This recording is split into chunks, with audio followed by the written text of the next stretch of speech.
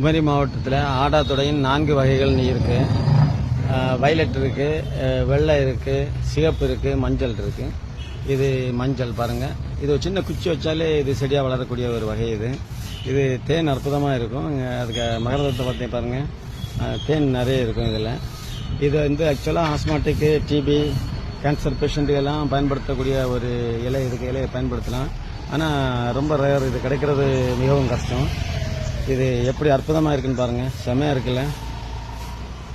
ஆனால் இதில் விதை மூலம் இதுவரை பரவுறதை நான் பார்க்கல, ஆனால் தேடிட்டு தான் இருக்கிறேன். இது குச்சி மூலம் தான் வருது.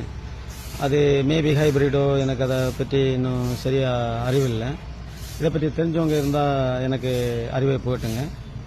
இந்த மாதிரி அற்புதமான மூலிகைகள் எல்லாம் மக்கள்கிட்ட கொண்டு சேர்க்கறது தான் எனக்கு வேலை.